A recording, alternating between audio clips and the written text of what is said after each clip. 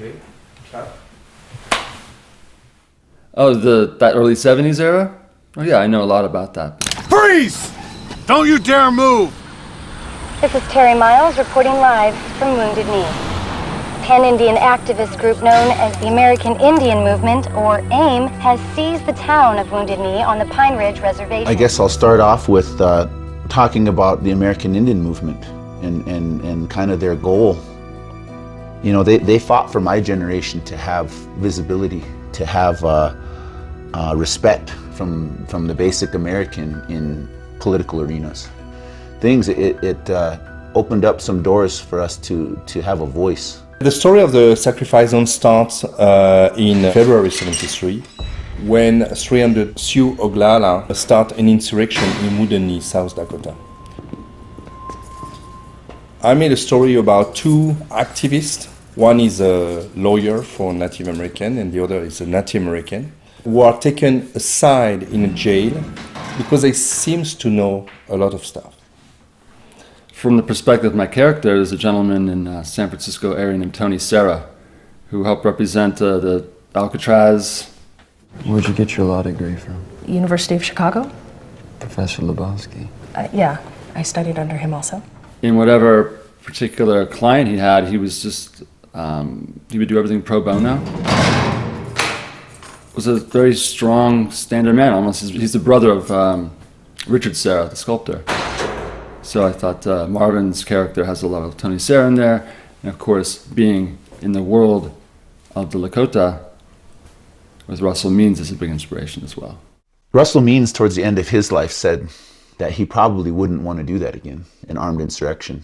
You know, those things had to happen in order for us to advance. I hate that war changes things so much, but also in the same sense, you know, we were a warring tribe at once. And, you know, out of survival, everyone does what they need to do. Big old mess out there. Love it.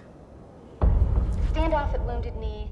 I think AIM came along at a time when the people needed them the most. You know, they started as an organization to help the people in inner city Minneapolis to fight against police brutality. You want a massacre? I'm gonna teach you to shut up! Let him breathe. What? He's got problems. It happened like a couple of years later, this very same phrase. Let him breathe. He's got problems. I think the film that we made together almost operates in a bit like a futurist.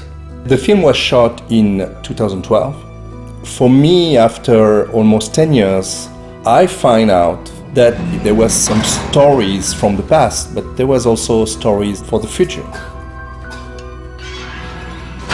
What? You okay? After 10 years, this polarization, symbolically good cop, bad cop, is even more important. So this is why I thought it was interesting to recut the movie, re-release the movie. Yeah, we pretty much predicted it, didn't we? And were your parents aware of President Richard Nixon's goal to create those sacrifice zones? In other words, was to create nuclear plants, uranium drilling in the reservation with the rules of the reservation who are not the rules of the rest of the country. I think in the back of all their minds was money and also domination, world domination.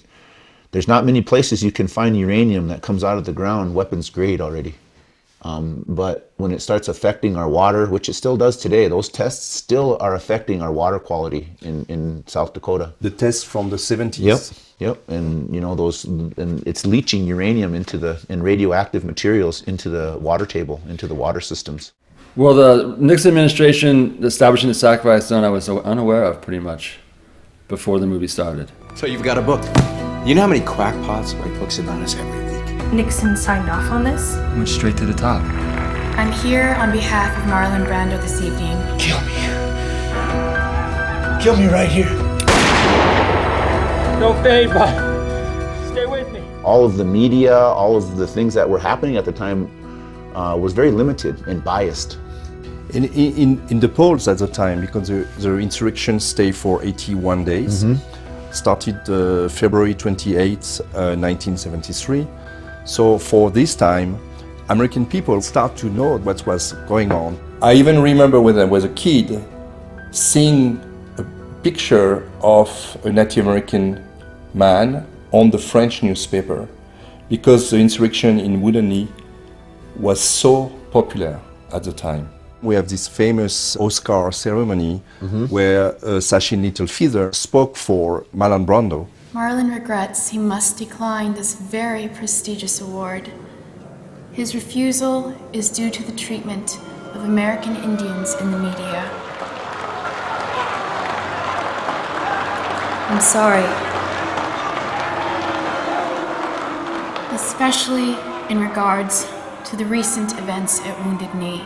Sachin Little Feather is a woman who replaced Marlon Brando during the Oscar ceremony in '73 to protest against the way the Native American are shown in movies. You know, when Sachin was on stage, what's his name? John Wayne tried to pull her off. She told me the story, yeah. You know, and tried to not let it happen. And, you know, just through her getting up there and letting the people know, changed things for us. I met her after. She was very nice. She was very funny, making jokes, and also telling me the context of the evening at the Oscar in '73 was like very, very tense. Them moving from there all the way across the Americas, beginning to represent Native people and giving us a voice in more than one political arena is important. You know, before we were held down.